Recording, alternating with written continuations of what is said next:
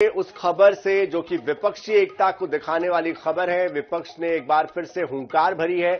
विपक्ष की हुंकार नजर आई है दिल्ली के रामलीला मैदान में, जहां पर शक्ति प्रदर्शन विपक्षी दलों ने मिलकर किया है। विपक्ष ने लोकतंत्र बचाओ रैली की है और इसमें विपक्षी गठबंधन के तमाम बड़े दिग्गज नेता शामिल हुए। कांग्रेस नेता राहुल गांधी ने केंद्र सरकार पर जमकर हमला बोला, कहा कि हमारे सामने लोकसभा का चुनाव है। पीएम मोदी चुनाव में मैच फिक्सिंग करने की कोशिश कर रहे हैं। हमारे 2 खिलाड़ियों को अरेस्ट करके अंदर कर दिया। 400 सीट का नारा बिना ईवीएम के 180 पार नहीं होने जा रहा है।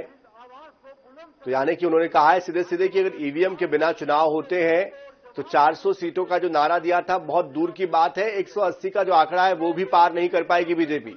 राहुल गांधी ने कहा कि ये चुनाव वोट वाला चुनाव नहीं है, बल्कि संविधान की रक्षा करने वाला चुनाव है। इसके अलावा रैली को संबोधित करते हुए मुख्यमंत्री अरविंद केजरीवाल की पत्नी सुनीता केजरीवाल ने भी मंच से अरविंद केजरीवाल का संदेश पढ़ा। इस संदेश के जरिए उन्होंने देश के सामने 6 गारंटियां रखी। वहीं कांग्रेस नेता सुप्रिया श्रीनेत ने कहा कि लोकतंत्र पर हमला किया जा रहा है, पूरा देश लोकतंत्र के साथ खड़ा है। हम लोग भी यहां पर यही संदेश देने के लिए एकत्रित हुए हैं। इधर विपक्ष की लोकतंत्र बचाओ रैली पर बीजेपी ने तंज कसा है। बीजेपी प्रवक्ता सुधांशु त्रिवेदी ने कहा है कि दिल्ली के रामलीला मैदान में हो रही लोकतंत्र बचाओ रैली असल में परिवार बचाओ भ्रष्टाचार छुपाओ रैली है। असल में विपक्ष के नेताओं को अपने अपने भ्रष्टाचार को छिपाना है।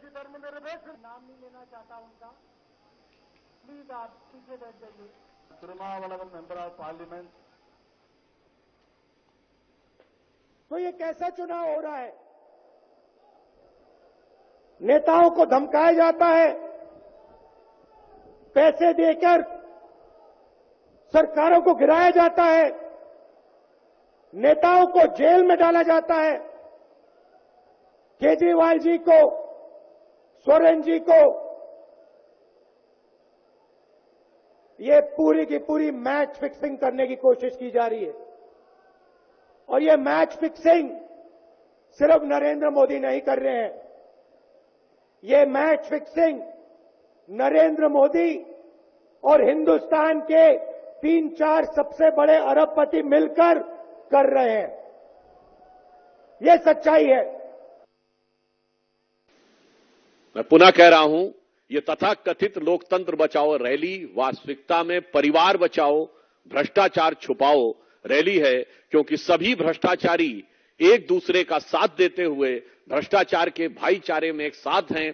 और ये मैं अभी आपको बता रहा हूं, परिवारवाद के कुछ नए आयाम, परिवारवाद के कुछ नए स्वरूप, परिवारवाद के कुछ सदस्यों का नया अन्नप्राशन होता हुआ आपको आज नजर आएगा। तो विपक्ष इस पर तंज कस रहा है। तो वही इस पूरे मामले को लेकर अधिक जानकारी देने के लिए हमारे साथ हमारे दिल्ली के संवाददाता स्पर्श शर्मा भी जुड़ चुके हैं। स्पर्श, विपक्ष ने एकजुटता दिखाने की कोशिश की है, एक तरीके से हुंकार भरी है। ऐसे में आपसे समझना चाहेंगे, विपक्ष जो संदेश केंद्र को देना चाह रहा था उसमें कितना कामयाब हो पाया है? कौन कौन से दल के नेता मौजूद थे, कौन यहां पर अनुपस्थित था, किस तरह का यह कार्यक्रम हुआ है?